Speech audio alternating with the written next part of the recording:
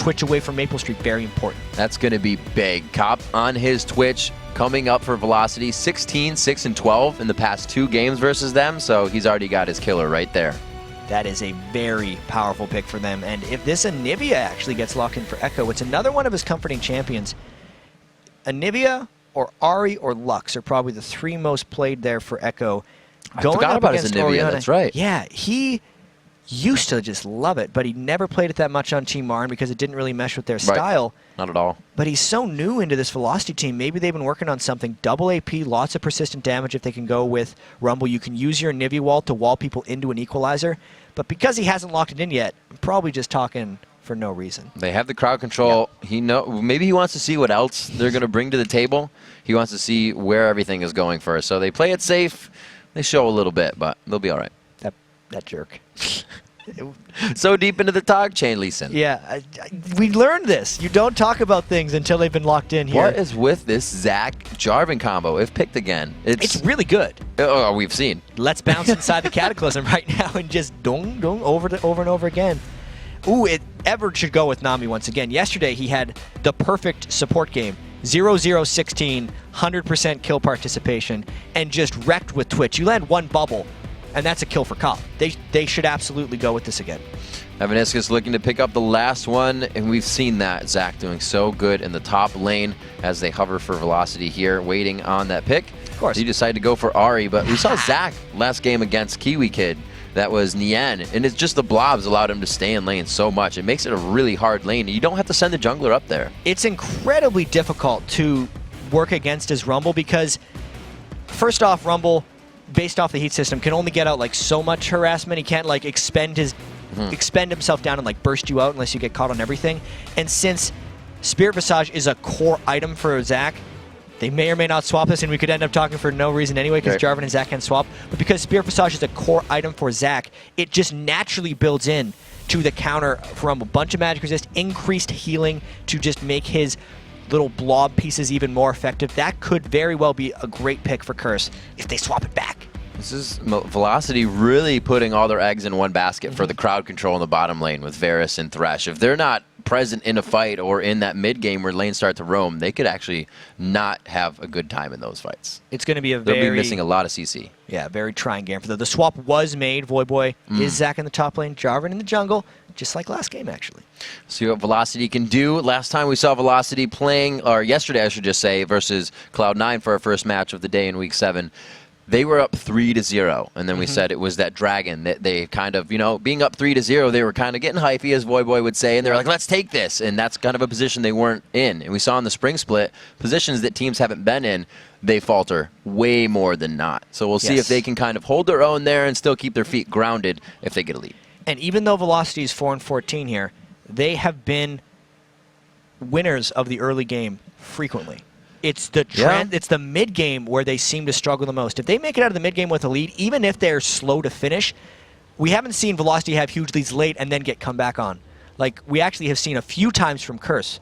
The mid game is actually going to be the key of this one, most likely. And again, they have the early, right? They have that Lee Sin. You got the Rumble ulti to come at 6, but after that, we're going to have to see if they can continue it because a lot of these guys having that caster as the AD carry may fall off towards the very late end of the game against that Cops Twitch. So we see Curse and Velocity now on to the Rift for our second matchup of the day here. We'll see what both these teams can do for a level 1.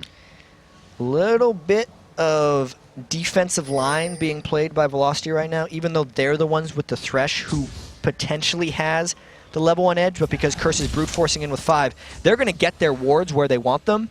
They're just not going to be able to do it sneakily. See NK Inc. landing that Sonic Wave, making sure they have nice vision.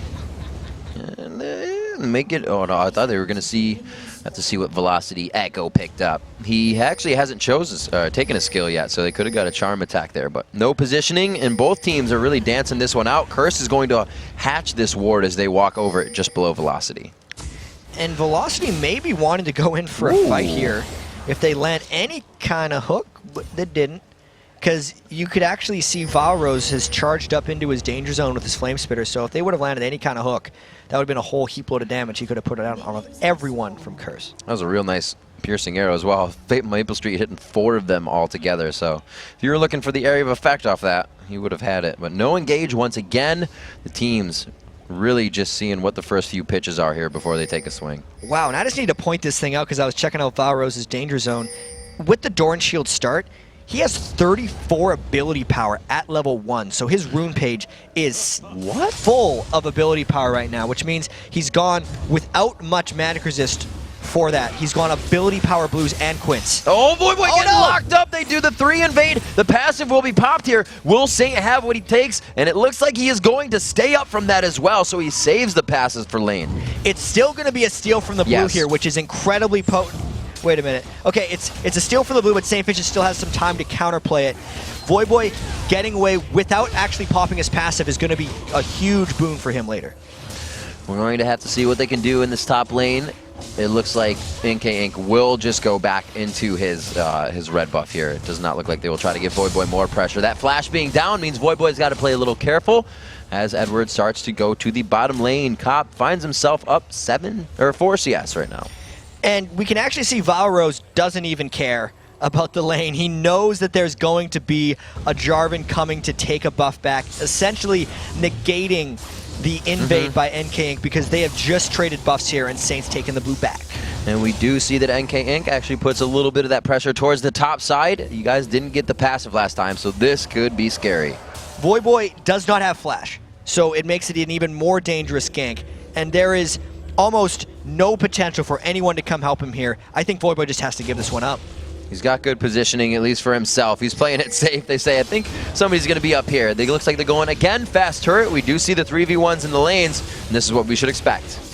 So we know these guys are going to be trading turrets right off the start. They waited for the cannon minion wave, knowing that the turret is going to take a longer time to be taken down.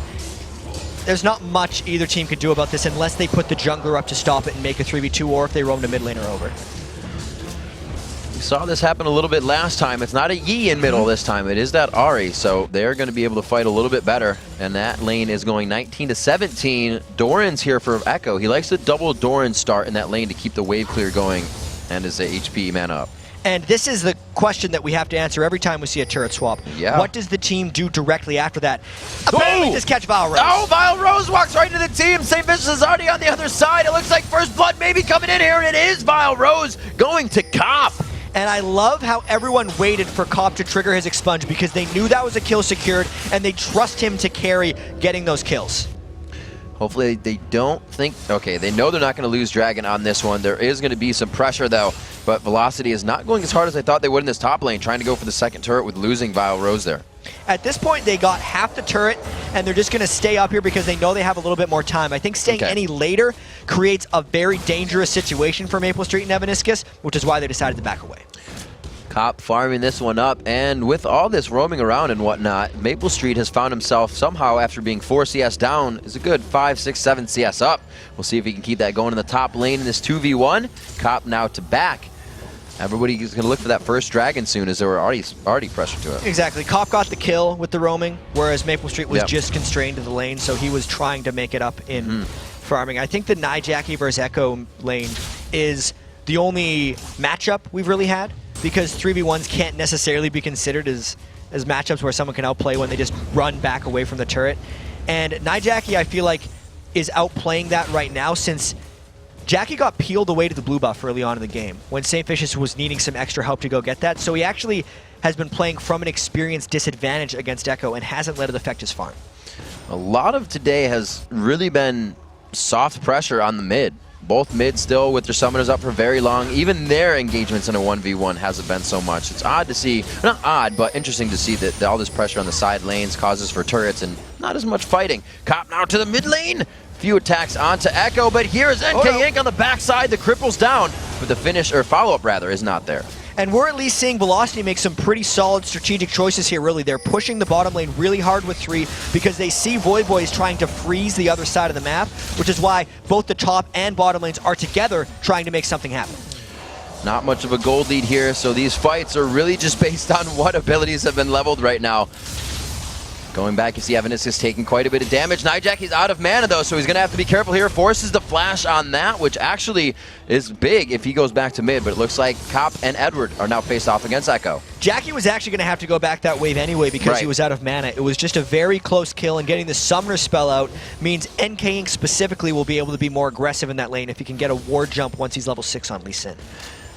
And so Echo being stopped from roaming here. We do see that Nijaki tried to make a few moves, but this was really in protection and defense. St. Vicious is now trying to do it in this lane. They're not getting too much damage onto the turret, but it looks like they will be able to take it down, as well as Voyboy pushing in the top lane, trying to get that gold back, but he's going to be met with Vile Rose. See, even though Velocity is down the 1 kill to 0, they play the early game well. They definitely have these strategies mapped out early on, and it's working out for them here as long as Vile Rose can hold this against Voyboy, which I don't see any reason why he wouldn't. Trade back and forth isn't really in anybody's favor there, as it's going to be Voyboy healing up and Vile shielding most of the damage. Echo on the charm, but again, they get close. They're caught in an antsy position here, and Echo's forced to use the last Spirit Rush to get out of that situation. But that was a level 7 versus level 4, and both walked away flashing red. Obviously, Edward couldn't use his ultimate because it wasn't up yet, but that wasn't a bad thing for Cop and Edward. Landing the bubble created an opportunity and forced Echo to go all in for a kill. A lot of early roaming going on in this game. The lanes have pretty much been stopped already. Quite a crazy and a game requiring adapting for these teams. It's not slow, even though it looks like it could be for 1 and 0. There's definitely been a lot of fighting here, and that was a interesting Dragon choice. Basically, Velocity was fact-checking Curse's wards since they had a pink kind of inside the Dragon Pit, but it wasn't seeing the ward in the brush that Curse had, which is why they just recognized Curse, moved towards it, and got out of there. A big push on this mid lane. It actually looks like they will send defense to it with that wave coming up. We see Vile Rose coming in from the top lane here as it's already pressured. These guys are trying to find something. It's everybody kind of just milling about. They know what to do, but it just kind of seems like they don't know where to do it. Right now, the farm is still pretty close. Because Voyboy was able to freeze that lane in exchange for Velocity getting the bottom turret, that's why Voyboy seems so far ahead of Vile Rose in minion kills.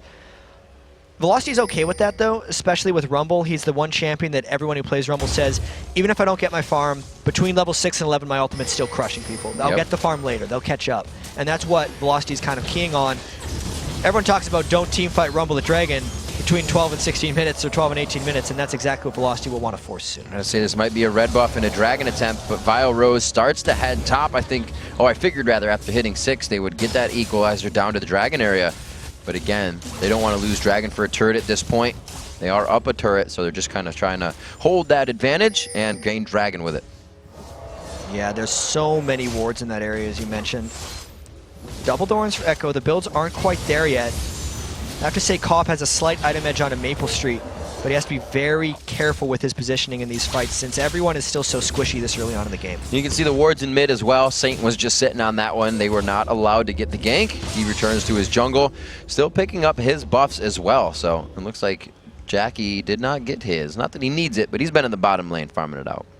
And an interesting Madrid's Razor choice by NK Inc. Oftentimes we've seen jungle Lee Sins sometimes just start a Doran's Blade or just go straight for a Sightstone. But NK is deciding to farm a little bit more on Lee Sin and instead going for pink wards and green wards instead of just rushing that Sightstone. So they're looking for objective control, but they haven't been able to activate it. At least early objective control, because it's actually, Sightstone is a fighting item for Lee Sin for the most part. And if you can get into it early, it's actually very beneficial for the style of Lee Sin that we see in competitive, which is tank, initiator, try to kick the priority target back. So with what seems like a slow game, it has been 10.5 minutes in. We don't have anybody reaching the 100-minute mark at all, which would be with the next minute or so. 84 on to Cop is going to be the highest in the game as they finally do throw for that Dragon. We'll see how this Modric plays in. Well, it was the fresh pink ward that NK Inc. had actually just picked up. So going for objective control, getting objective control, and Voyboy maybe getting a turret back. Really, Curse is relying a little bit on Voyboy getting farmed for all the things they're giving up to Velocity right now. It's quite a tanky turret in the top lane. Losing mid for this one may be bad, and you can see Voyboy already backing off. If Velocity overcommits here, Curse is going to flank all around them. We have St. Vicious and Voyboy in the back. They might be able to catch Velocity in a fight here. There's the link from the left side. Edward gets caught out. He gets charmed as well and exploded.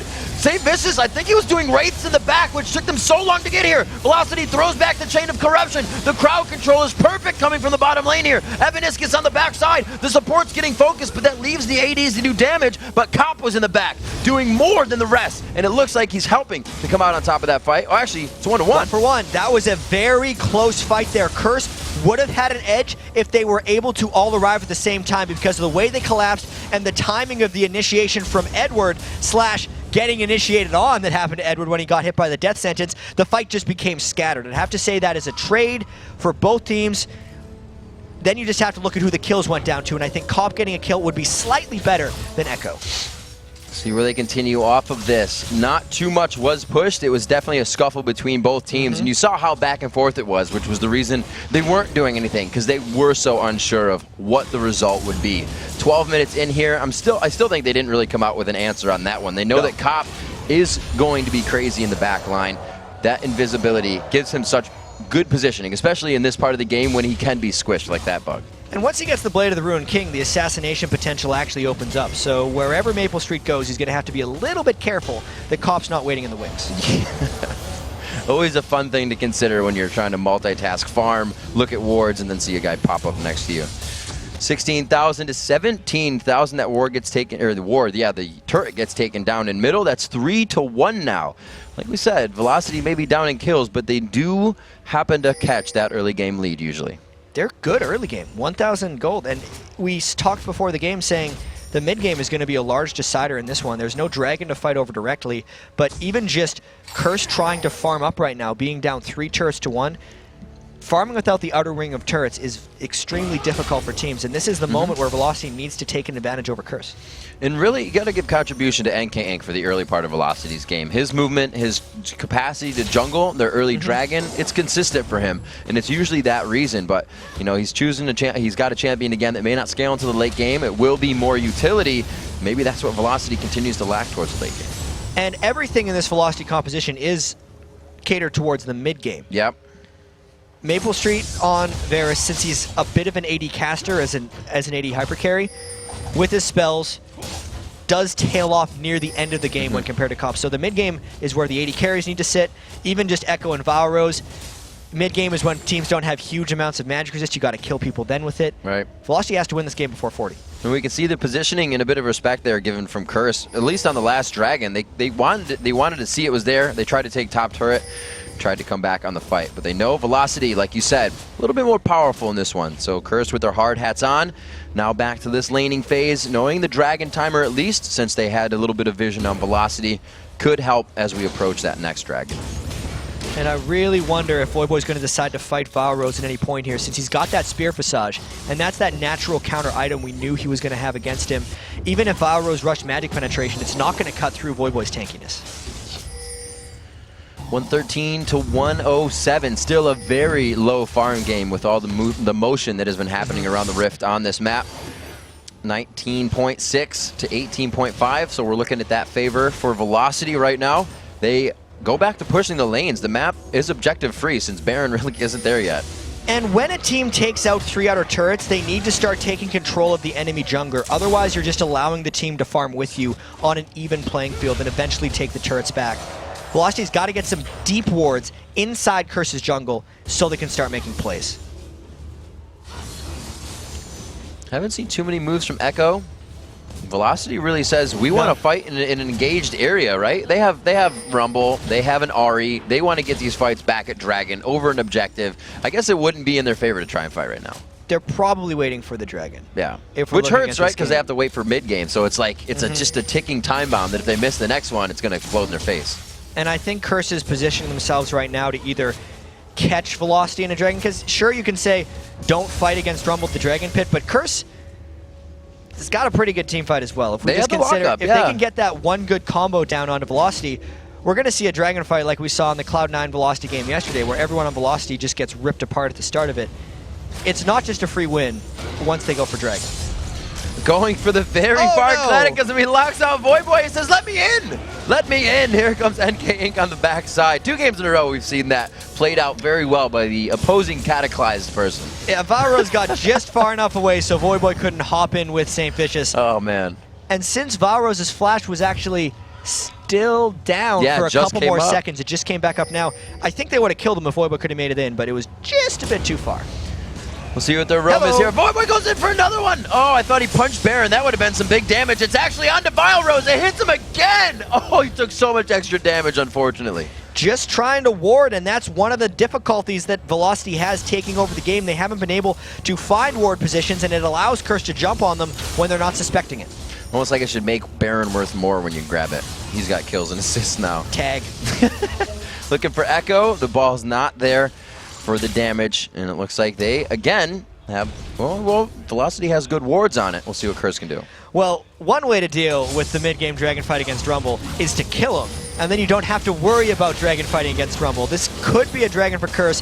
If Velocity contests this, it's a very dangerous fight. That was some big damage from Maple Street right there. The wave goes out. They all dodge it on that one. They got their boogie boards out. Back to Jackie. The piercing arrow damage is not something he wants to deal with. How did that miss? It looked like it was just on the edge. A 3-man command shockwave. Saint goes in. He doesn't have the Cataclysm, but he did get the flag and drag into the fight. Echo getting hit up. The expunge is still there. It's not going to be in range. He goes on NK with a flash. The dissonance in back will not slow his attack speed. He didn't get it down with the cripple. And it's going to be Vile Rose thinking he can get back into the fight, but he goes down as well in a 3-for-1. And everyone but Saint on Curse gets away with the sliver.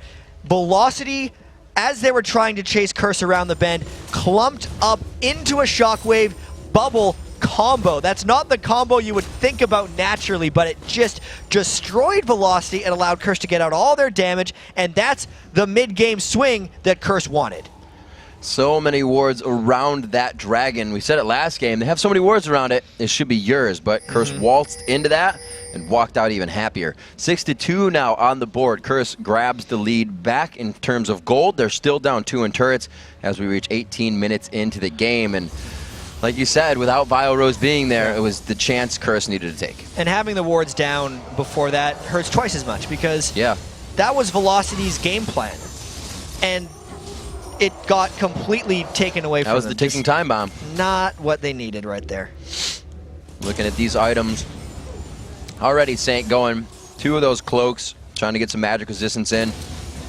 All the tankiness coming out of Void Boy. That Sunfire Cape almost finished. You see Cop on the Vile Rose in the top lane. We were just waiting, you sneaky rat. He snuck up next to him, and that's the fear that the Blade of the Rune King Assassination Twitch puts on. As soon as you try to just push up lanes, Vile Rose felt a little safe.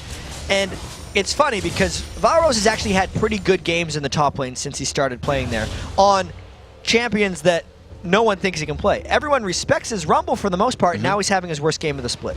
They are going to focus that no matter what, over and over again. He's going to be a bit more uncomfortable than everybody else. If it's something you need to, if it's something you're looking for, then you can find it right there.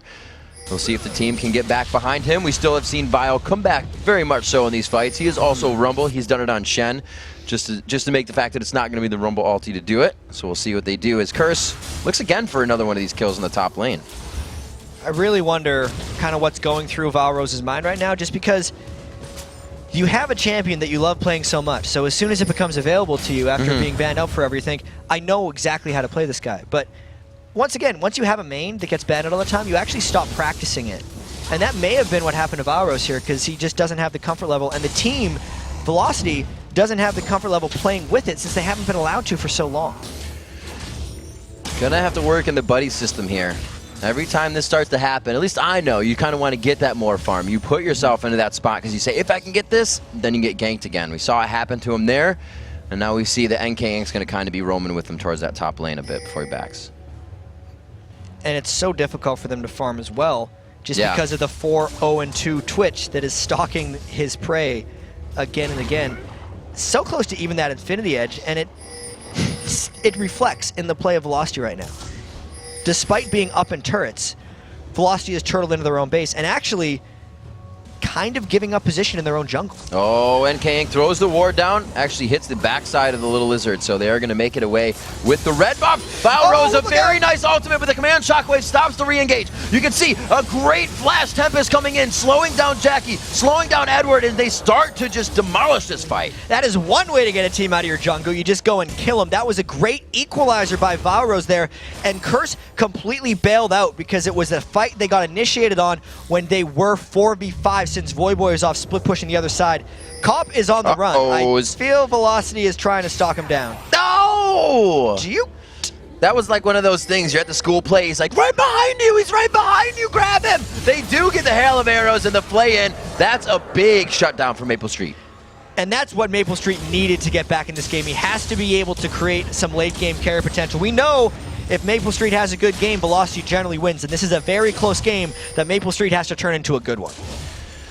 We'll see what he can continue to do here. We have said Maple Street has the variety to play multiple champions, so his skill set can be through the roof at times. And Varus is one of those high count champions he has been on along with his Draven. So definitely in his hands to carry this one if he can keep it going. The shutdown is only 1-0-2, but that came with a lot of gold. It accelerated him to that last Whisper. He was sitting on about a longsword before that, and he could just buy it straight up. He only has 100 gold left, meaning if he didn't get that kill on Cop, it would have been a whole nother trip, a couple extra waves that he had to farm, and he wouldn't have had that last Whisper for potentially this next Dragon fight that will be the second mid-game fight Velocity has a chance to take some control in.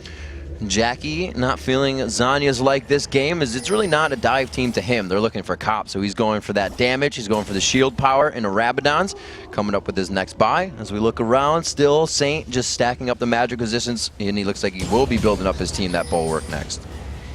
It's absolutely necessary against Rumble Ari to get that bulwark, which is why he has the double no magic right now, since he will eventually upgrade both of them, but he needed the personal magic resistance first, since he's always the one going in first. Oracle's being picked up here on Edward. That Oracle's being persistent now through death with its recent change. We'll see how they utilize that as they lose right now the bottom turret, but this is now with Baron up 23 minutes into the game, so there is the pressure of that on the map after any fight going awry. And Voyboy is again trying to sneak up from the flank here on Velocity. That's why Velocity's pulled back, because they sense him coming. This game has actually been a lot of Voyboy farming away from Curse and then Velocity taking advantages for it. Voyboy needs to make his team fight impact felt if they want to make that farm worth it. It's so scary watching them try to get away. They keep punching up so much if St. Vicious can get in with the flag. Oh my gosh, a wombo combo. There's nothing else to say about it. Velocity gets destroyed. That was so well executed by Curse right there. Flashing in for the let bounce, meaning Velocity couldn't get rid of him, and then hello, Oriana Ball. Everyone got exploded. Ridiculous engagement. We now see the power that these guys are bringing to the table. The repetition of the Zac and Jarvan composition being used over and over in compositions today. And they make the bold call to run straight to Baron. The Dragon was up, and that was a fight in the bottom lane, but they realized they won it so cleanly. Like I said, if anybody dies here, this is bad. Let's go run across the map and try to take this thing. The only thing that could stop this would be a Maple Street piercing arrow. From base. Saint's got a smite. He's getting a little low, though. Look, do not die to this Baron. Okay, oh my gosh, he actually almost got there in time, and that was without home guard, so he was trucking. Well, I still think that was a great call by Curse. Not only crazy to make the fight happen, keeping up with Velocity as they were falling back, and then Voyboy to initiate way in front of his team. They got the Baron afterwards. And we actually have a replay of that fight in the bottom lane just to see how Curse pinched them in and prepped this fight. It was clean. Voyboy flashes in to get the first knock-up, and then he kind of pushed them out just so the Oriana Ball could take him back in. And the wave. Everything else is just gravy after that. It doesn't matter how well Velocity tries to counter-initiate, because 3 people got killed almost immediately. An amazing initiation we see coming into this game so far from Curse, and you have to consider, that's a team fight one, but that puts fear into Velocity. How do you dodge that? Because that Zac could miss, and then it's the Jarvan, or the Oriana Ball could miss, and they still have the Zac. There are so many options for Curse right now. Velocity's not going to want to push a lane like that ever again, because that just means Voyboy can come from the flank, from behind them, and just take them out.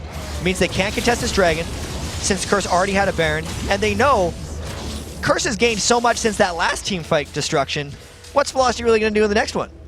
Velocity is definitely going to hold onto their butts and go full force, because it's what they need to do. Coming up onto 26 minutes, they're 6K behind. We've definitely seen worse. And at 26 minutes, 6K is sitting on that verge of the next fight will teeter way too much in the favor of Curse. So if they can break down the next fight or stop something from happening big, which is going to have to be after Baron, Velocity still very much has a chance in this one. They got a lot of work to do, though. Yes. This is the mid-game that has been the Achilles heel of Velocity this entire split. They had the early game in control, and they had a mid-game team comp Curse also had a very strong mid-game team comp, and Curse just outplayed them so far.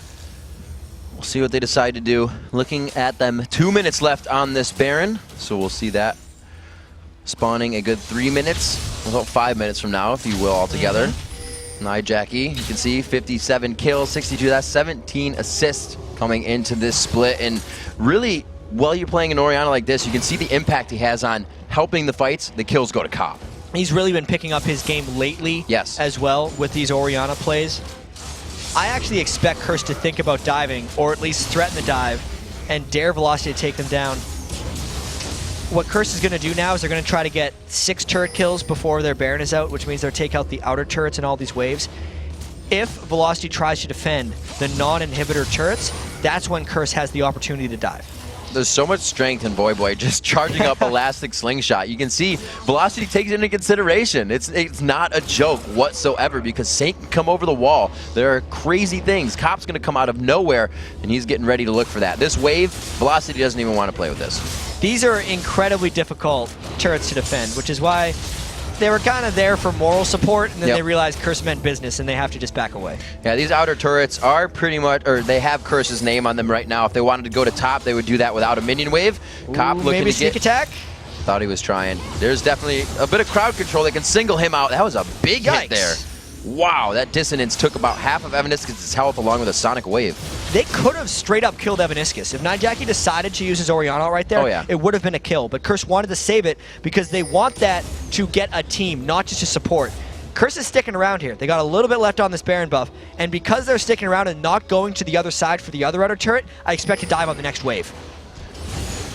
There it is. Voyboy from the back line. The Ballista goes in, but they flash out of it. I don't think it's going to be enough for Velocity here. The wave after the Cataclysm, after the Let's Bounce, and it's Saint taking the turret for his team. He gets the ball on him for a second, but it's moved for damage as well off of Jackie. They continue the fight. Velocity's doing a perfect job at kiting. They need this turret to fight. They've done a good job, but they lost the turret, which means Curse is just too strong at this point. And even though their Baron wore off halfway through that fight, you could just see the strength of Curse in that fight. The Ballista combo missed. Orianna ball hit nothing, but everybody else hit a whole bunch. Voyboy was still bouncing around and had enough damage to kill nearly everyone on Velocity, or at least push them off the turret, and it was a good dive and call overall by Curse. And we can see just how slow this game has kind of gone. There are kills. We're getting to the late game here, but it's only 2 core items for Curse that they're fighting with right now. And it's 2 core items that come into 30 minutes. You usually see the third one at least being pieced together. So the game is slow, but everybody's managing to fight at this level still. Yeah, well, if Curse is only sitting on a couple items, that means Velocity's sitting on even less. Yeah, exactly. With all the roaming that happened early on in the game, the farm totals were low, and since it was roaming without kills, it degenerated the gold value overall for the game. The game time doesn't actually matter aside from death timers and the strengths of some of the minions. So it's fine for these guys. It's the lead that matters.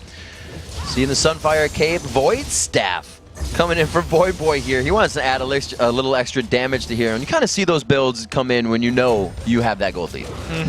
He is tanky enough. Might as well build some damage. And he's got full, just the best penetration build he has. The flat pen and the percent pen for magic damage are all multipliers to his damage. Since Zach has such high base damage and not incredibly high ratios, that is the highest damage build Voyboy can actually go for.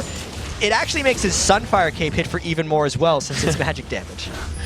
All the pain coming from the Blob right now. It's super unstable. 7-3 in turrets. Like we say, 11 are on the map, so you're looking 4 more in the eyes of Curse to drop down the base, and then the Nexus. They don't need all of them, just the 2 in front of the Nexus right now. And even though Curse doesn't have the Baron buff this time, based on the success of their last dive, I wouldn't be too surprised if they try this one again. They know Voyboy can initiate from everywhere, and they know that they burned Echoes and Evaniscus' flashes in the last team fight, so they have a bit of freedom to go in if they want to. This is getting a little more into a hectic gang too. We see the wards coming out now, but if you look at the map, hardly any wards have been placed recently. The oracles are out, but there's also nothing to clear. So these teams are like, we need to fight, we need to figure out how to stop Cursor now, then we can ward. And both these teams will remember the tremendous comeback that Velocity had against them. When Velocity was down 8 turrets to 2, they're actually better off in turrets this game is when they came back and won. So Curse is going to, I think, make sure they have a bit of poke before they go in, or they say screw it and die. Right into the back line. So much damage just went onto Maple Street. That dead. Void Staff pen build from Void Boy crushed the AD. They are getting out right now, actually laying on top of that equalizer, but they're able to split it. Echo and team do a good job of stopping that for now, but it's still rolling into the base. That's one way of flying in. Just go well past the remainder of the team, and because of the damage build, he was able to, him and St. Vicious, destroy Maple Street far away from the rest of the team. And then the other three weren't even really fighting. They were just taking the turret and the inhibitor, and they walk out of the base with another successful push. And we actually see builds coming up. Deathfire Grasp, Lich Bane onto Echo. So these guys will have, with that double AP comp, you're also going to get slower turret pushing. So that will assist in that. If Velocity can do what they did last time, get that last kill, get the timers at 50 seconds in the Death Chamber and go for it. With Baron very low right now, 2200 HP. It's not going to be the death sentence to take it down. Saint nails the smite. There's a mouthful. That was another situation where the enemy jungler was dead, so there was no full risk of a smite still coming in. Smart Baron for Curse, and they've had smart calls really this entire game.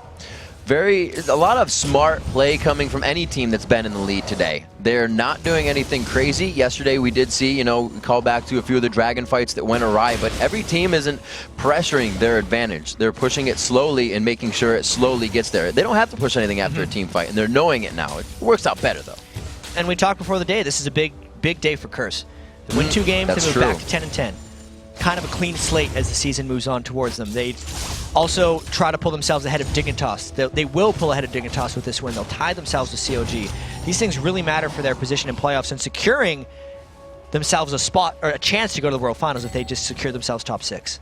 And it's crazy to think you may hear your favorite teams, saying, we hope to get second, because Cloud9 is so far up there that that's what these guys are shooting for right now, and it's going to be enough for them. Boy and team trying to do that right now.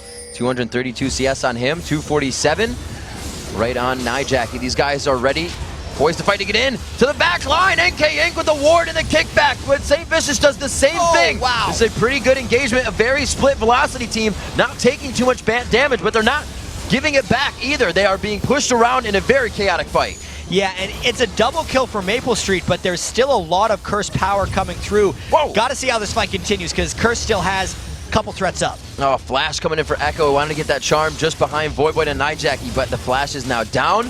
These guys are going to be working with their last inhibitor going down. As well, they got the bottom one up, so they're going to have to take that first, I guess. And that was kind of a fight without Cop, because to NK Inc.'s credit, he did get a great kickback into the team, and they were able to burst down Cop, but there's so much more damage between Voidboy and Nijaki that it still gave Curse inhibitor number 3 and their 3rd successful base push in as many tries. So is this Curse just kind of keeping them on the ropes and playing it safe, or could they have ended by now? They could have ended if Cop didn't die that fight. All right. So it's not a bad thing that Cop died, because they still got the 3rd inhibitor and they still have some duration left on that Baron buff for the people who lived in that fight. As soon as everyone on Curse reses up, I expect them to run straight to the base and try to end the game. Few of these final builds coming out. Probably going to see some elixirs start. Cool. Youmu's on Maple Street. May as well. May as well. Get that extra armor penetration. Crushing attack speeds. We'll see what they can do with that. Going for that all-out build. It is definitely coming down to the last and final thread here for Velocity. They are pushed down to their final 2 Nexus turrets, 9-3 on overall structures in the map. 18-8 is the score, and a coming up on big gold lead. It's about 12. Yeah. It's actually kind of funny how Cobb had the pickaxe as he was moving towards the last Whisper, and then he also realized, wait a minute, no one on Velocity is building armor, plus I just died that fight. Let's start building a Banshee's Veil as they move into this final fight. The Abyssal Scepter there for Vile Rose. The magic resistance being built on a Nijaki for these last fights. They don't want anything to give these guys the upper hand in auras or whatnot. That double AP can still do some good damage in this fight.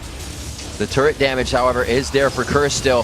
Voidboy trying to put himself in the front line. He's on the back, but looking for that ballista. Saint just walking himself in. They're getting damage on the turret, but nothing's happening. There's too many minions in the base, and Velocity does not want to fight. Last-ditch effort. Velocity goes in when they lose the Nexus turrets. This is not going to go right for them, but there's no focus on the Nexus. They do get a few. A piercing arrow from the back line. A very nice shot, but it may be too much. Flooding the base are the minions of Curse. The Nexus will go down. Curse finally finds that win in a very well-played game.